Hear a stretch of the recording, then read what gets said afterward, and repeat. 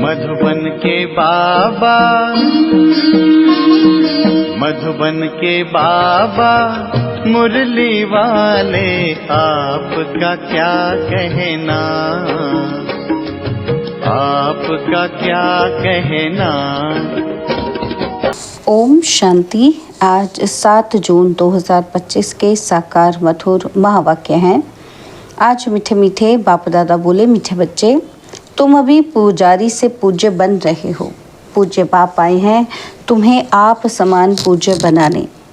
बाबा ने कहा, मीठे बच्चे तुम अभी पुजारी से पूज्य बन रहे हो। पूज्य बाप आए हैं तुम्हें आप समान पूज्य बनाने। बाबा ने आज प्रश्न पूछा कि तुम बच्चों के अंदर कौन सा दृढ़ विश्वास है। तो उत्तर में बाबा ने कहा, तुम्हें दृढ़ विश्वास है कि हम जीते जी बाप से पूरा वर्षा लेकर ही छोड़ेंगे। बाबा की याद में यह पुराना शरीर छोड़ बाप के साथ जाएंगे। बाबा हमें घर का सहज रास्ता बता रहे हैं। मुरली का गीत है ओम नमः शिवाय। ओम शांति, ओम शांति।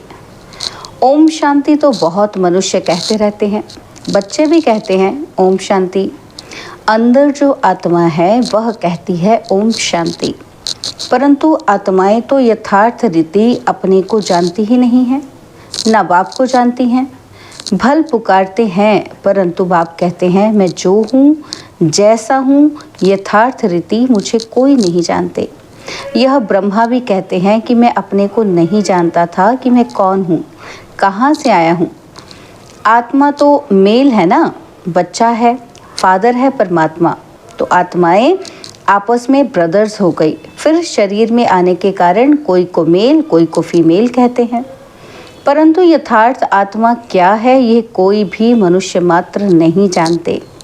अभी तुम बच्चों को ये नॉलेज मिलती है जो फिर तुम साथ ले जाते हो, वहाँ ये नॉलेज रहती है। हम आत्मा हैं, यह पुराना शरीर छोड़ दूसरा लेते हैं।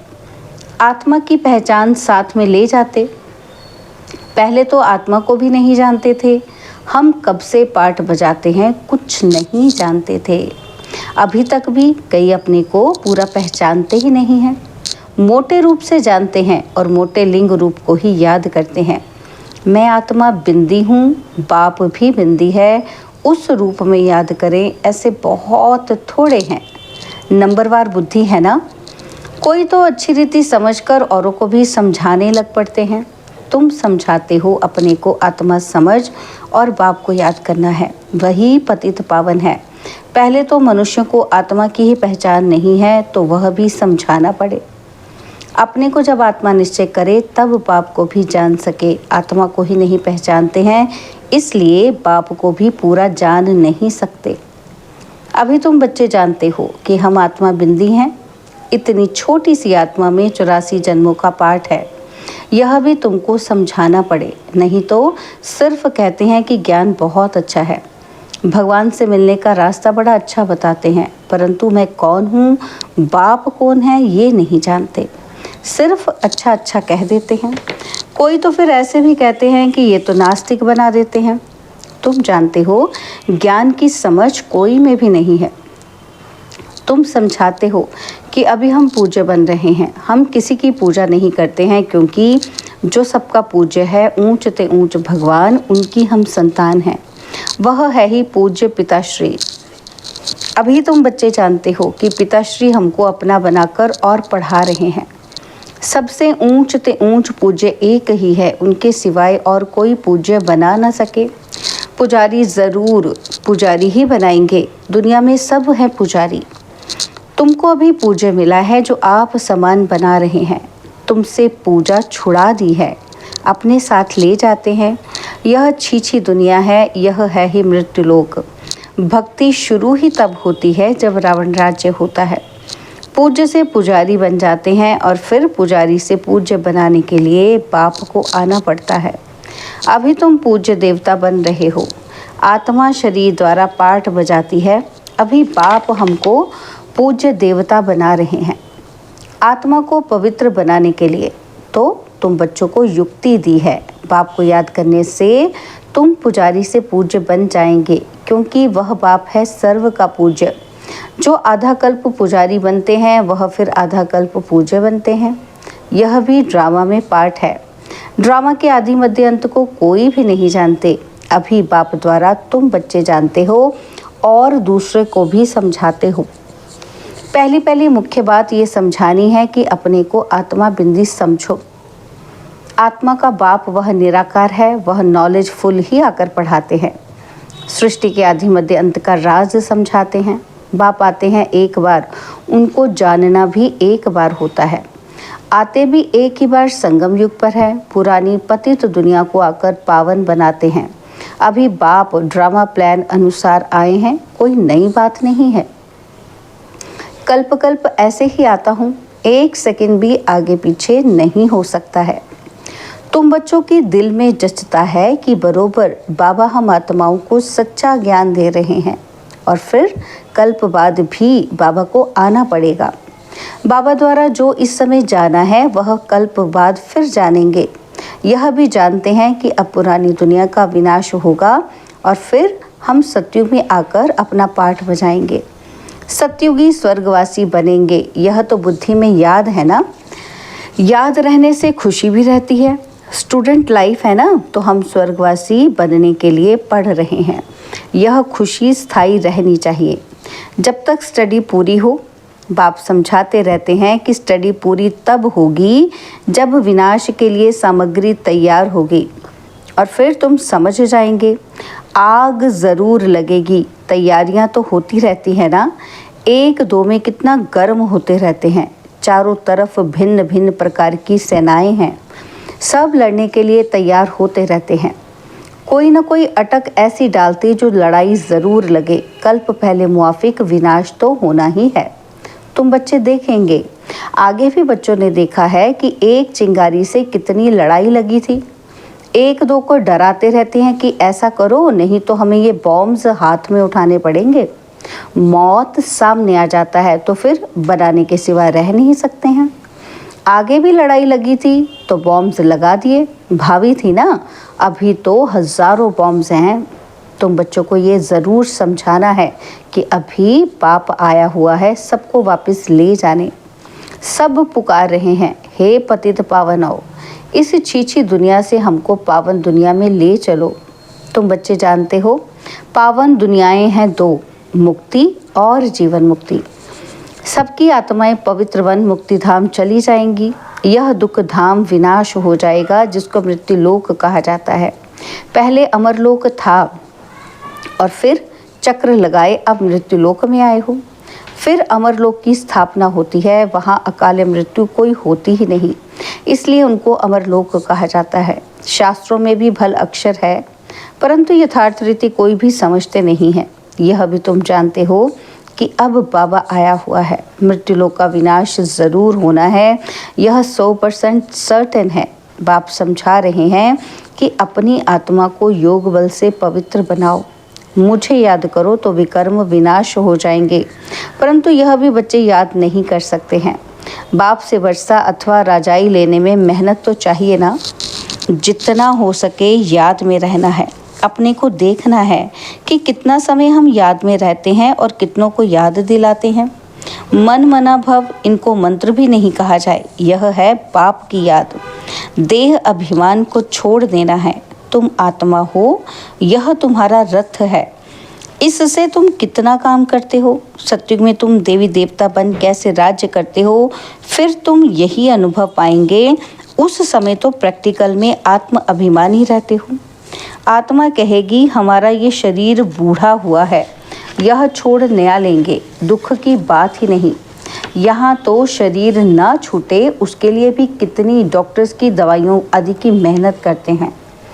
तुम बच्चों को बीमारी आदि में भी पुराने शरीर से कभी तंग नहीं होना है, क्योंकि तुम समझते हो इस शरीर में ही जी करके बाप से वर्षा पाना है। शिव बाबा की याद से ही पवित्र बन जाएंगे, यह है मेहनत। परंतु पहले तो आत्मा को जानना पड़े। तो मुख्य तुम्हारी है ही याद की यात्रा।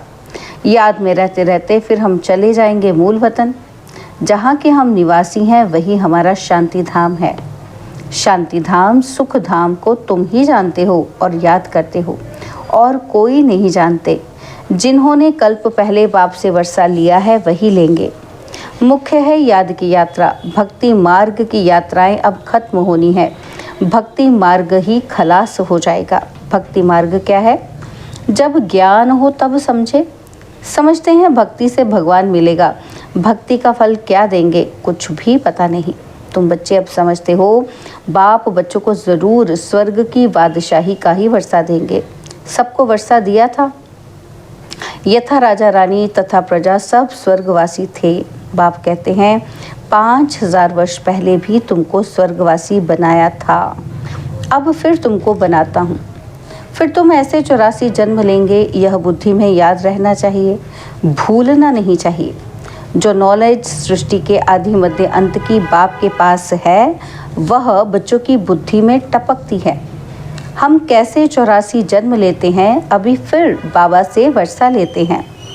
अनेक बार बाप से वर्षा लिया है। बाप कहते हैं जैसे लिया था फिर लो। बाप तो सबको पढ़ाते रहते हैं। दैवी गुण धारण करने के लिए भी सावधानी मिलती रहती है। अपनी जांच करने के लिए साक्षी हो देखना चाहिए कि कहाँ तक हम पुरुषार्थ करते हैं। कोई समझते हैं हम बहुत अच्छा पुरुषार्थ कर रहे हैं। प्रदर्शनी आदि का प्रबंध करता रहता हूँ ताकि सबको मालूम पड़ जाए कि भगवान बाप आया हुआ है। मनुष्य बेचारे सब घोर नींद में सोए हुए हैं।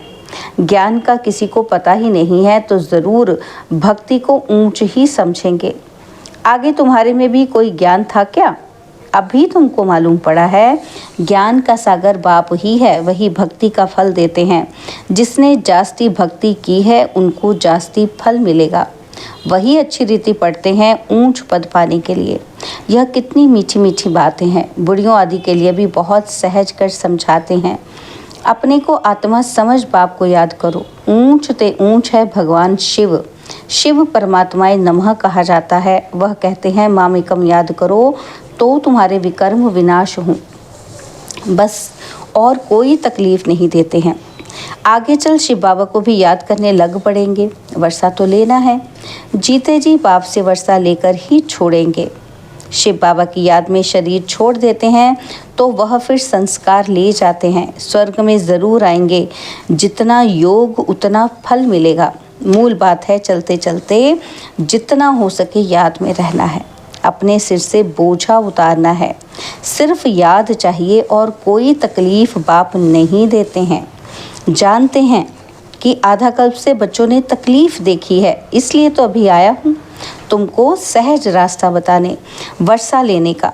बाप को सिर्फ याद करो। भल याद तो आगे भी करते थे परंतु ज्ञान नहीं था। अभी बाप ने ज्ञान दिया है कि इस रीति मुझे याद करने से तुम्हारे विकर्म विनाश होंगे। भल शिव की भक्ति तो दुनिया में बहुत करते हैं, बहुत याद करते हैं परंतु पहचान नहीं है। इस समय बाप खुद ही आकर पहचान देते हैं कि मुझे याद करो। अभी तुम समझते हो कि हम अच्छी रीति जानते हैं। तुम कहेंगे हम जाते हैं बाप दादा के पास। बाप ने यह भागीरथ लिया है। भागीरथ भी मशहूर है। इन द्वारा बैठ ज्ञान सुनाते हैं। यह भी ड्रामा में पाठ है। कल्प कल्प इस भाग्यशाली रथ पर आते हैं। तुम जानते हो कि यह वही है जिसको श्याम सुंदर कहते हैं। यह भी तुम समझते हो। मनुष्य ने फिर अर्जुन नाम रख दिया है। अभी बाप यथार्थ से समझाते हैं ब्रह्मा सो विष्णु, विष्णु सो ब्रह्मा कैसे बनते हैं। बच्चों ने अभी समझ है कि हम ब्रह्मापुरी के हैं और विष्णुपुरी के बनेंगे। विष्णुपुरी से ब्रह्मापुरी में आने के 84 जन्म लगते हैं। यह भी अनेक बार समझाया है जो तुम फिर से सुनते हो। आत्मा को अब बाप कहते हैं सिर्फ मामेकम याद करो तो तुम्हारे विकर्म विनाश होंगे। इसलिए तुमको खुशी भी होती है। यह एक अंतिम जन्म पवित्र बनने से हम पवित्र दुनिया के मालिक बनेंगे। तो क्यों ना पवित्र बने। हम एक बाप के बच्चे ब्रह्मा कुमार कुमारी हैं। फिर भी वह जिस्मानी वृत्ति बदलने में टाइम लगता है। धीरे धीरे पिछाड़ी में कर्मातीत अवस्था होनी है। इस समय किसी की कर्मातीत अवस्था होना असंभव है। कर्मातीत अवस्था हो जाए फिर तो ये शरीर भी ना रहे। इनको छोड़ना पड़े, लड़ाई लग जाए, एक बाप की ही याद रहे, इसमें मेहनत है। अच्छा, मीठे मीठे सिकिलदे बच्चों प्रति माता पिता बाप दादा का याद, प्यार और गुड मॉर्निंग। रूहानी बाप की रूहानी बच्चों को नमस्ते। हम रूहानी बच्चों की रूहानी बाप दादाजी को दिलवा चांद सिकवा प्रेम से नमस्ते। ओम शांति। प्यारे बाबा, मीठे बाबा, मेरे बाबा, शुक्रिया बाबा, शुक्रिया बाबा, शुक्रिया। धारणा के लिए मुख्य सार है। पहला पॉइंट है, साक्षी हो, अपने को देखना है कि हम कहाँ तक पुरुषार्थ करते हैं, चलते फिरते कर्म करते कितना समय बाप की याद में रहते हैं। और सेकंड पॉइंट है, इस शरीर से कभी भी तंग नहीं होना है। इस शरीर में ही जी करके बाप से वर्षा पाना है। स्वर्गवासी बनने के लिए इस लाइफ में पूरी स्टडी करनी है। बाबा ने आज वरदान दिया, त्रिकालदर्शी और साक्षी दृष्टा बन, हर कर्म करते बंधन मुक्त स्थिति के अनुभव द्वारा दृष्टांत रूप भव। त्रिकालदर्शी और साक्षी दृष्टा बन, हर कर्म करते बंधन मुक्त स्थिति के अनुभव द्वारा दृष्टांत रूप भव। यदि त्रिकालदर्शी स्टेज पर स्थित हो, कर्म के आदि मध्य अंत को जानकर कर्म करते हो, तो कोई भी कर्म विकर्म नहीं हो सकता, सदा सुकर्म होगा। ऐसे ही साक्षी दृष्टा बन कर्म करने से कोई भी कर्म के बंधन में कर्म बंधनी आत्मा नहीं बनेंगे। कर्म का फल श्रेष्ठ होने के कारण कर्म संबंध में आएंगे, बंधन में नहीं। कर्म करते न्यारे और प्यारे रहेंगे तो अनेक आत्माओं के सामने दृष्टांत रूप अर्थात एग्जाम्पल बन जाएंगे।